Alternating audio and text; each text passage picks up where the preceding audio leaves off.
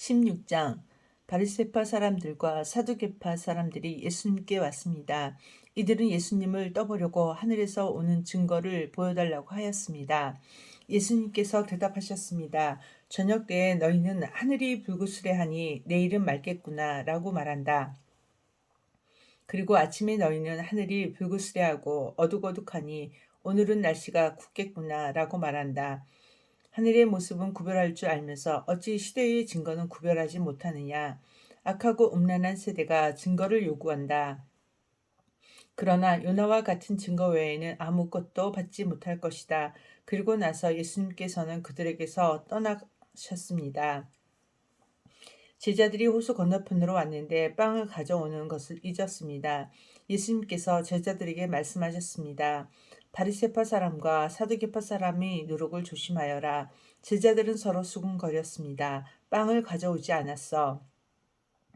예수님께서 제자들이 말하는 것을 알아채시고 말씀하셨습니다. 믿음이 적은 자들아, 어째서 빵이 없는 것을 두고 서로 수군대느냐? 아직도 깨닫지 못하느냐? 빵 5개로 5,000명을 먹인 것을 기억하지 못하느냐? 그때 남은 것을 몇 바구니에 거두어 드렸느냐? 그리고 빵 7개로 4,000명을 먹인 것을 기억하지 못하느냐? 그때 남은 조각을 몇 강줄에 거두었느냐? 내가 빵에 대하여 말하는 것이 아님을 어째서 깨닫지 못하느냐? 바리새파 사람들과 사두개파 사람들의 누룩을 주의하여라.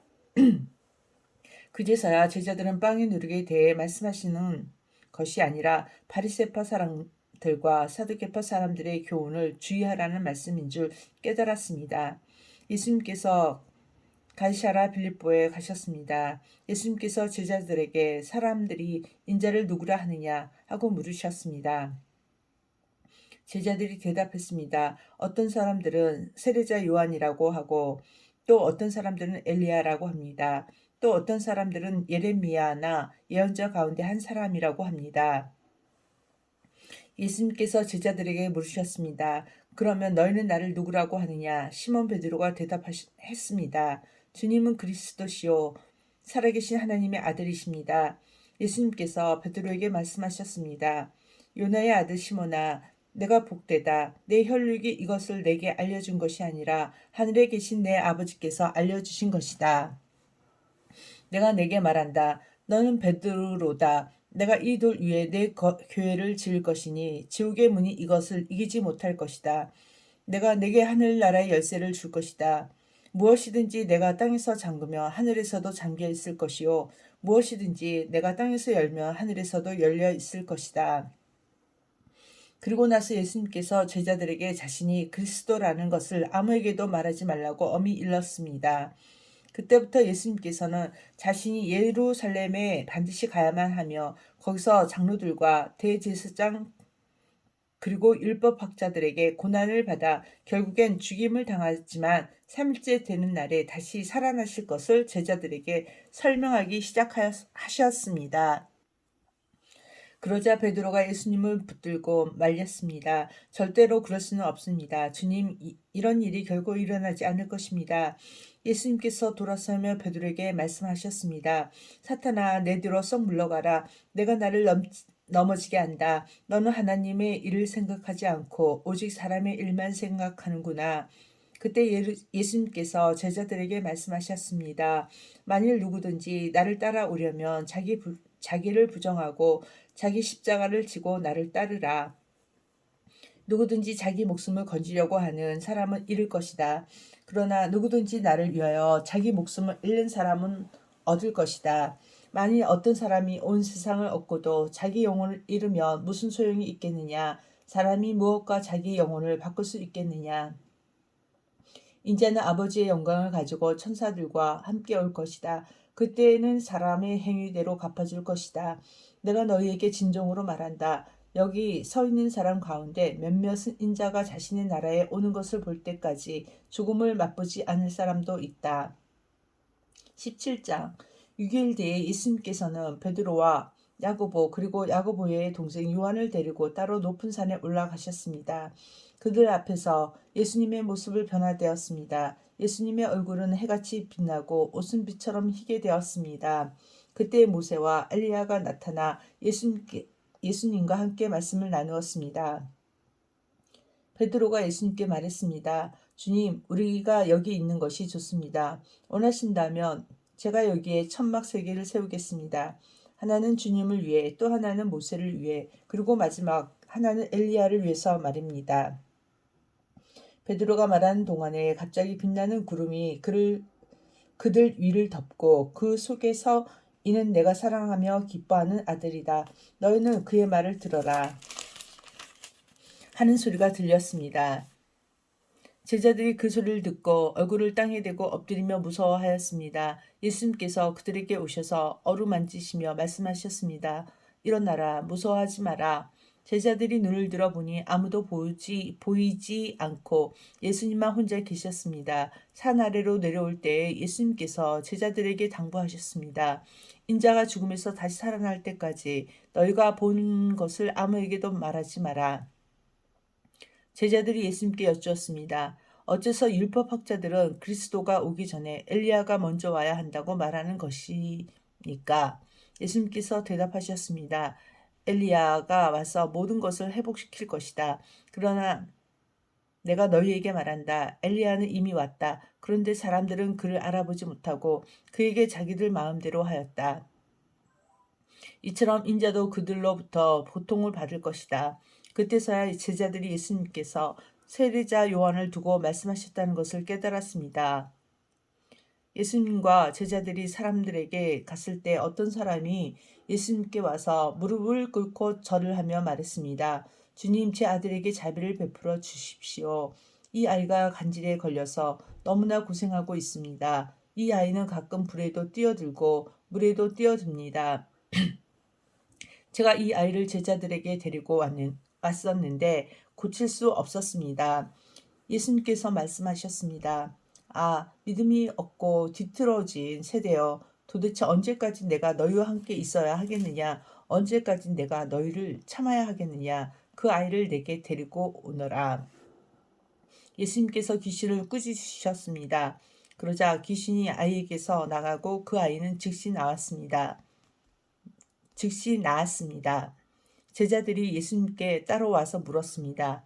어째서 우리는 귀신을 쫓아낼 수 없었습니까? 예수님께서 대답해 주셨습니다. 너희의 믿음이 적어서이다. 내가 너희에게 진정으로 말한다. 너희에게 겨자씨 한 알만한 믿음이 있으면 이 산을 향하여 여기서 저기로 움직여라 말할 것이다. 그러면 산이 움직일 것이다. 너희가 못할 일이 아무것도 없을 것이다.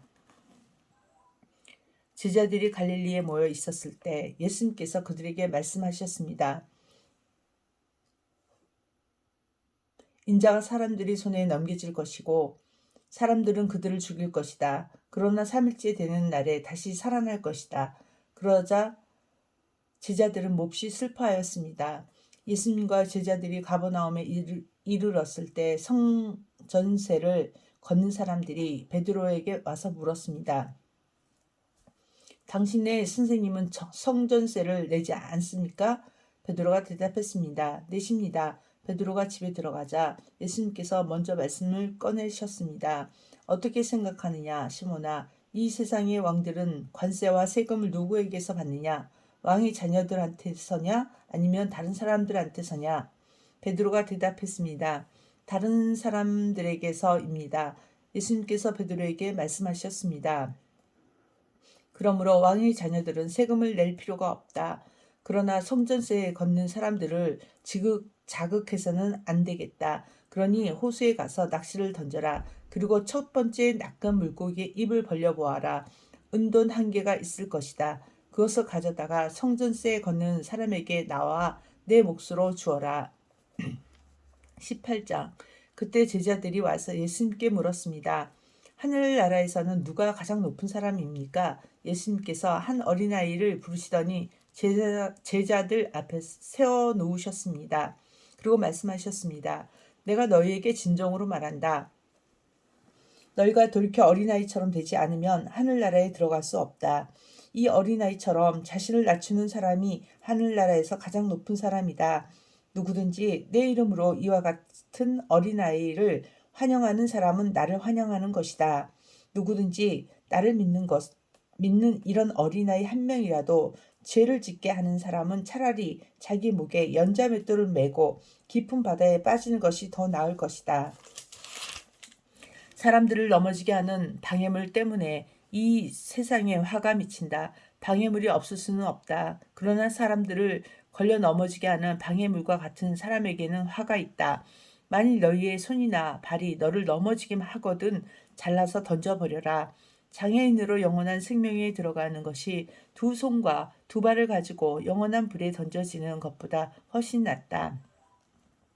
만일 너희의 눈이 죄짓게 하거든 뽑아서 던져버려라. 한 눈만 가지고 영원한 생명에 들어가는 것이 두 눈을 가지고 지옥불에 던져지는 것보다 훨씬 낫다. 이 어린아이 한 명이라도 업신여기지 마라. 내가 너희에게 말한다. 그들의 천사들이 하늘에 계신 내 아버지의 얼굴을 항상 뵙고 있다. 너희는 어떻게 생각하느냐? 만일 어떤 사람에게 100마리의 양이 있는데 그 중에서 한 마리가 길을 잃었다면 산에 99마리의 양을 남겨두고 길 잃은 그 양을 찾으러 가지 않겠느냐? 내가 진정으로 말한다. 만일 양을 찾게 되면 길을 잃지 않은 99마리의 양보다 그 양 한 마리 때문에 더욱 기뻐할 것이다. 마찬가지로 이 어린아이 중 하나라도 잃어버리는 것은 하늘에 계신 너희 아버지의 뜻이 아니다. 만일 내 형제가 내게 죄를 짓거든 가서 단 둘이 있을 때에 잘못을 지적하여라. 만일 그가 내 말을 들으면 내 형제를 얻은 것이다. 그러나 만일 내 말을 듣지 않으면 한두 사람을 데리고 다시 가거라. 그래서 내가 하는 모든 말에 두세 사람이 증인이 되라. 만일 그들의 말도 들으려고 하지 않으면 교회에 말하여라. 만일 교회의 말도 듣지 않으려고 하면 이방 사람이나 세리처럼 여겨라. 내가 너희에게 진정으로 말한다. 너희가 이 세상에서 묶은 것은 하늘에서도 묶여 있는 것이다. 이 세상에서 너희가 푼 것은 하늘에서도 풀려 있을 것이다. 다시 너희에게 진정으로 말한다. 너희 가운데 두 사람이 이 세상에서 마음을 같이하여 무엇을 구하면 하늘에 계신 내 아버지께서 이루어 주실 것이다. 두세 사람이 나의 이름으로 모인 곳에는 나도 그들 가운데 있을 것이다. 그때 베드로가 예수님께 와서 물었습니다. 주님, 형제가 제게 죄를 지으면 몇 번이나 용서해 주어야 합니까? 7번까지입니까?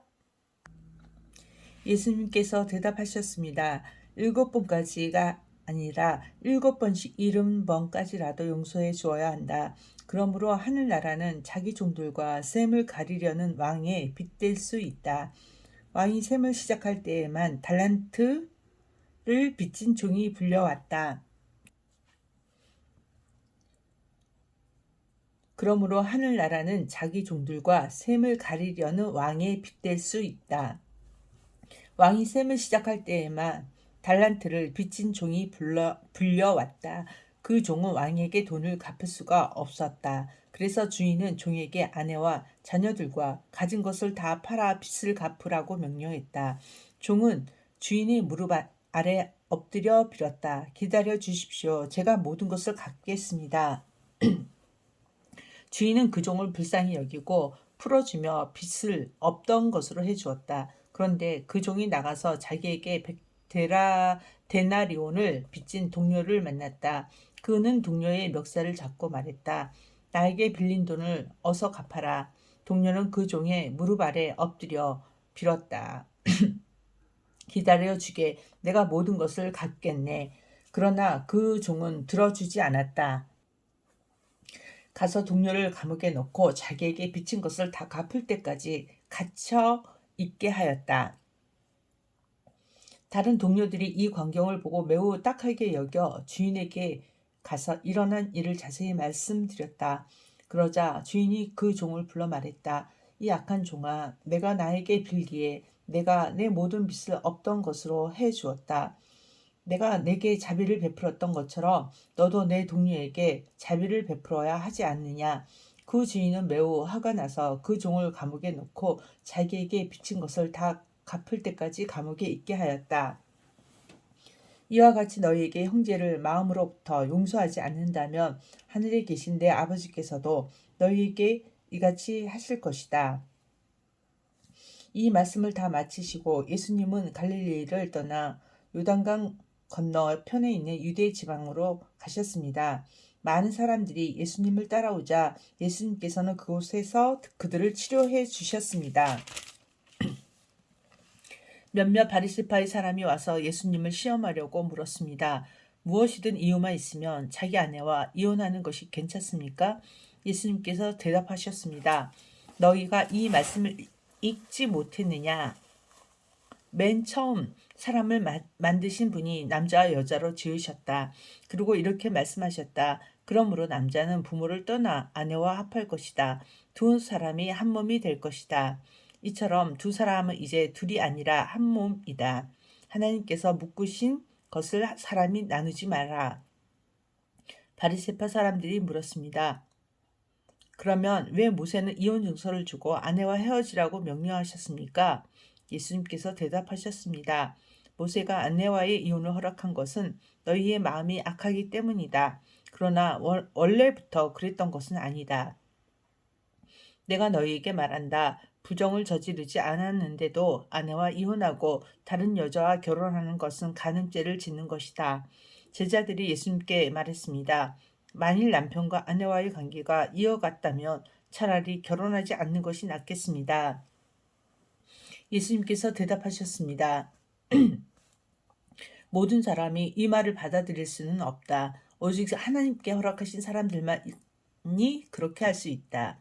어머니 배에서 나올 때부터 고자로 태어난 사람이 있고 다른 사람에 의하여 고자가 된 사람도 있고 하늘나라를 위해 스스로 고자가 된 사람도 있다.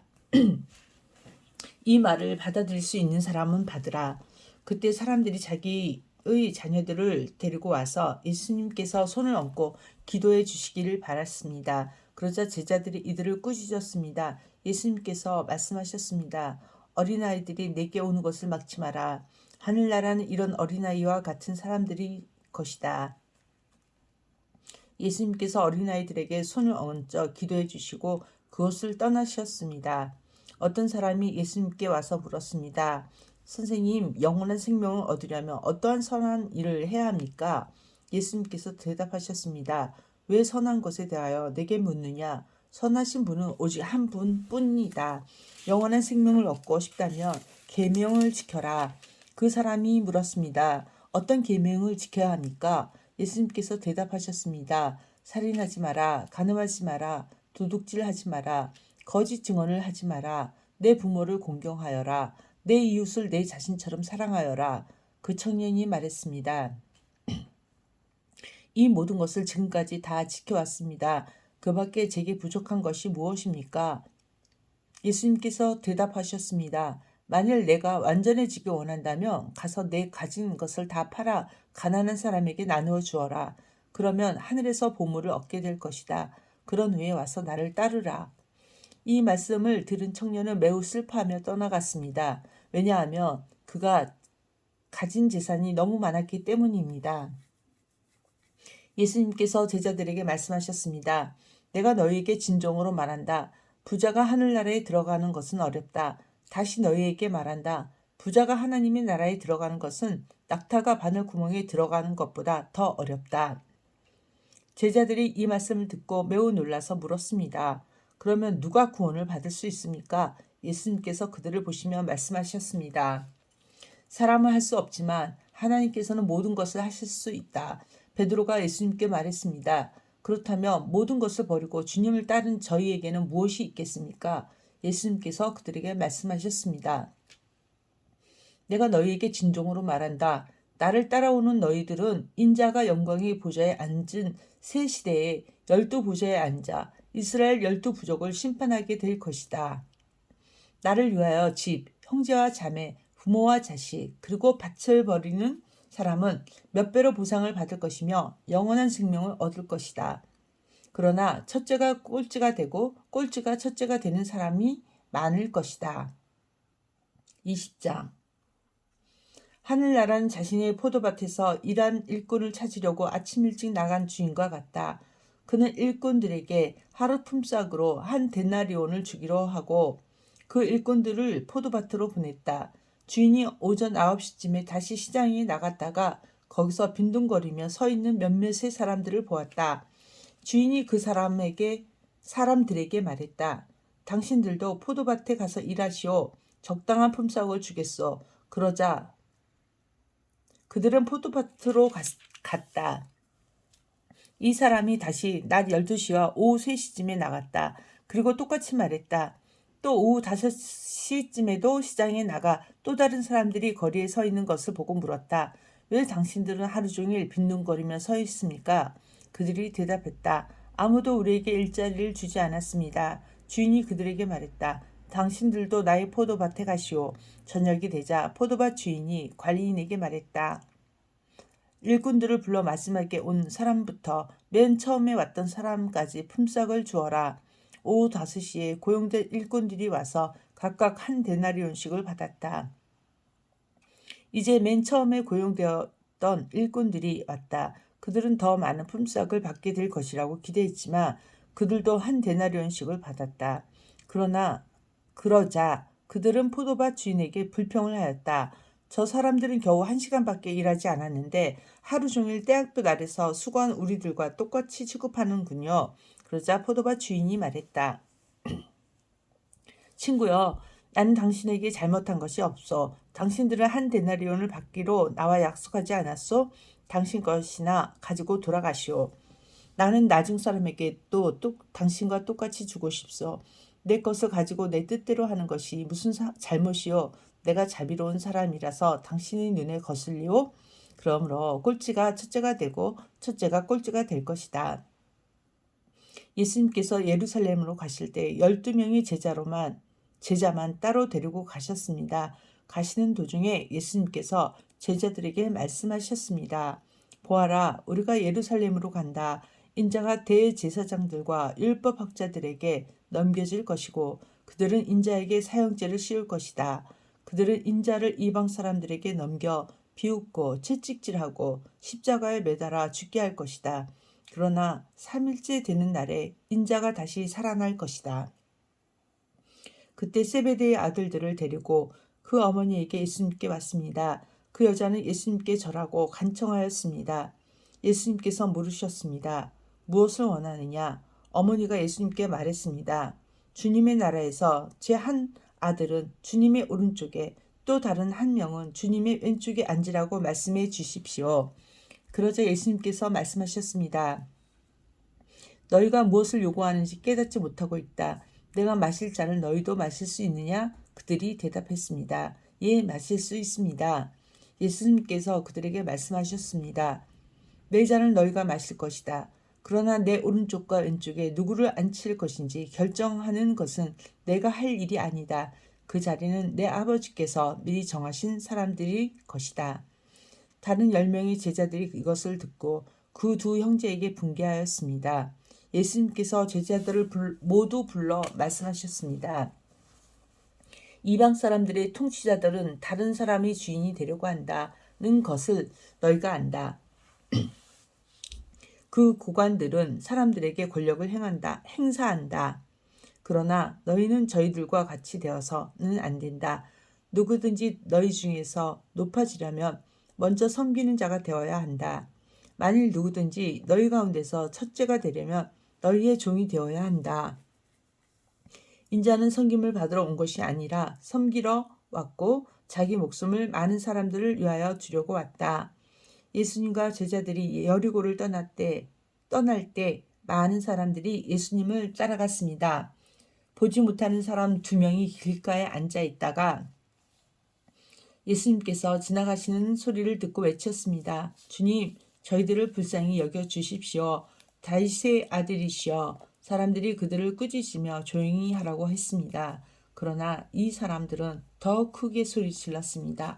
주님, 저희들을 불쌍히 여겨 주십시오. 다윗의 자손이시여. 예수님께서 가던 길을 멈추시더니 그 사람들을 불러 말씀하셨습니다. 내가 너희에게 무엇을 해주길 원하느냐? 그들이 대답했습니다. 주님, 눈을 뜨기를 원합니다. 예수님께서 그 보지 못하는 사람들을 불쌍히 여기시고 그들의 눈을 만지셨습니다. 그 즉시 그들은 시력을 회복하였습니다. 그리고 나서 그들은 예수님을 따랐습니다. 아멘.